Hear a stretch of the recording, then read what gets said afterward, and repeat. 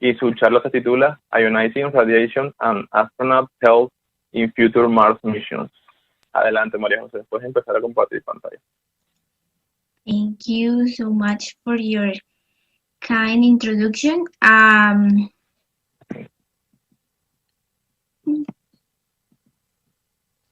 Okay. Hello, everyone. My name is María José Villarreal. Today, I'll present to you an interesting topic that concerns all of us, and is the space ionizing radiation and its effects on astronaut health in future Mars missions. First, this is a research work realized under the Young Scientist Program of the Blue Marble Space Institute of Science. And today I'm going to present to you the part that we did together with my partners Caitlin and Roberto, thanks to the direction of our mentor, Dr. Dimitrati. Besides, this presentation is a part of a manuscript on human space exploration of Mars, where we evaluate the impact of ionizing radiation on the health of astronauts on long-term space missions. The manuscript is in the process of being finalized for further review and eventually publishing. So, let's start with the ionizing radiation source from space reaching our solar system. First, we have the sun. From the sun, we principally receive UV radiation, energetic solar particles that come from solar flares and coronal mass ejections.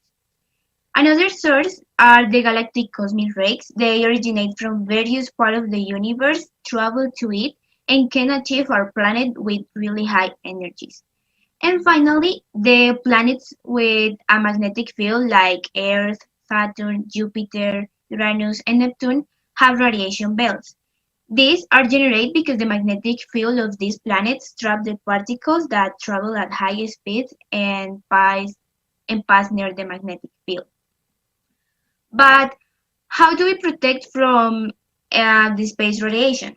On Earth, we have a magnetic field, the Van Allen radiation belts, and the atmosphere that acts as a protection against these energetic particles. Thanks to this, in a year we only receive 1 milligray, which is an insignificant dose for our health. So have in mind that this dose is not harmful for our health. For this presentation, I will talk about the radiation received in unit grays. Gray is a unit that allows quantifying the deposit energy in a material or tissue that has been exposed previously to radiation. Throughout the talk, we will understand the effects that can have this energy deposited in our tissues and our systems, and why is this important to study. Now let's talk about Mars, initially the trip. The trip will take around 3 years, 8 months to get from Earth to Mars, where we will leave the protection of the Earth's atmosphere, the Earth's magnetic field, and the Van Allen radiation belts. About 500 days on Mars, waiting for the next launch window and exploring and doing some research. And at the end, another 8 months back home. The dose received per day range between 1.8 to 2.25 milligrays, which is almost the same dose we receive in a year on Earth. Thus, so take that in mind too. Thus, the received dose during the entire mission will be approximately 1 gray, so, and not milligrays in this case. And what about the protection? Unfortunately, Mars doesn't have radiation belts because the magnetic field is weak and it's only found in some areas, just like its atmosphere, so we are more unprotected in comparison to Earth. Now, how can the doses I mentioned before affect our bodies? Let's first talk about the damage at the cellular level. At the cellular level, DNA is the most affected, since lower doses like 1 gray can directly or indirectly trigger the breakdown of the double DNA chains. The passage of the radiation directly separate the double strain, which can result in a break, or it can generate mutations in the process of joining again.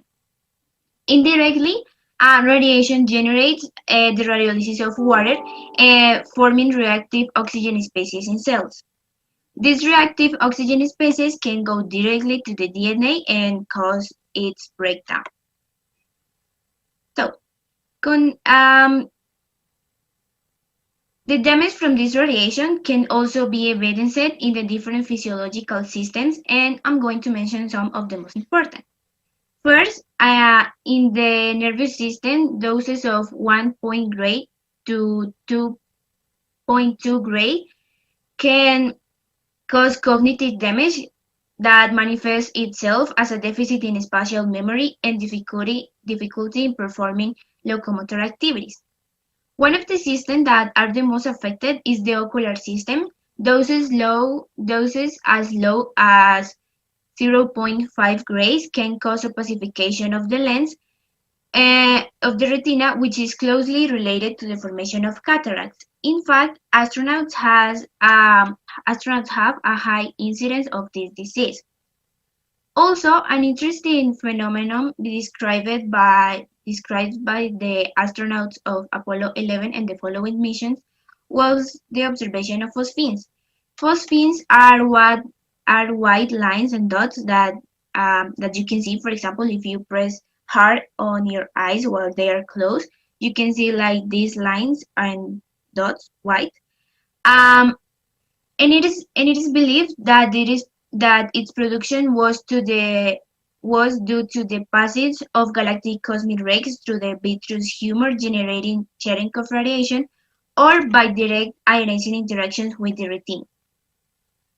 Now the osseous system, in the same way, doses of 0.5 grays have a negative impact by reducing the production of osteoblasts. The osteoblasts are the cells that maintain bone structure, so a relevant side effect post-exposure is the loss of bone mass. Another system in which compromise is significant is the Metropolitic System. This is made up of red blood cells, the cells of the immune system, and platelets. From doses of 0.5 grays, the production of these cells line decreases, which can lead to mild anemia and a greater propensity for infections. And finally, I would like to talk to you about the gastrointestinal tract and its microbiome. One of the concerns regarding the gastrointestinal system is the acute toxicity, which can cause nausea, vomiting, and even reflux.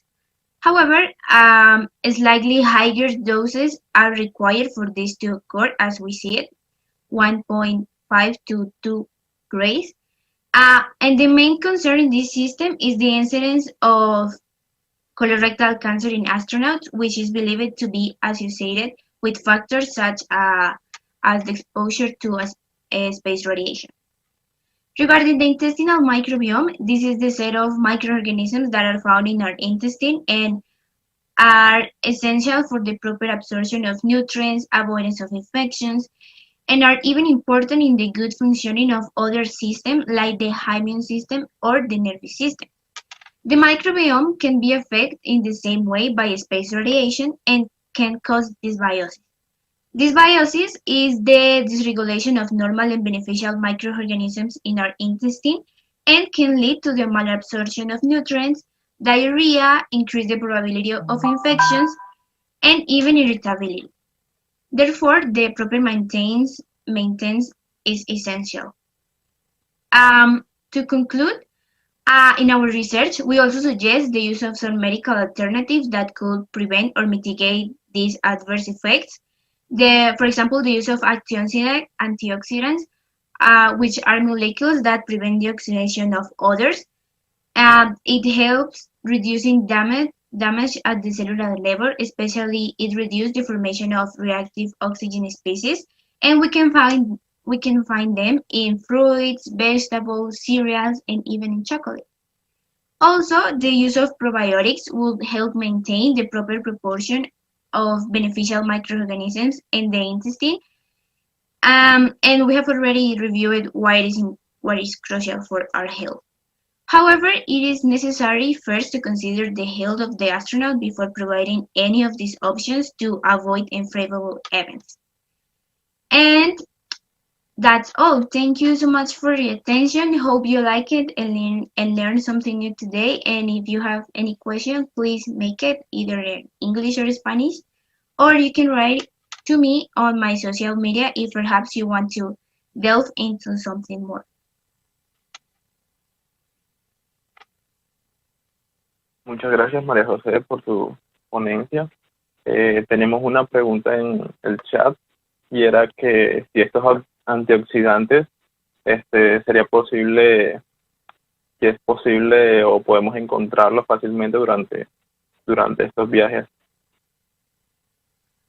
Pues bueno, ya que le preguntas en español, eso depende de la alimentación que le provean a los astronautas durante la misión y según yo sé, los alimentos que les proveen siempre pues tienen antioxidantes, sino que sería una buena opción, digamos, agregar un poco más de los que contienen normalmente los alimentos para evitar pues lo que les comenté de las especies reactivas de oxígeno que dañan directamente el ADN. Ok, muchas gracias. Tenemos otra pregunta y es la de Antonio Quiñones Camacho. Es, how did you get to know that those specific radiation does could make such a damage on the system you mentioned? Did you use some kind of simulations in silico?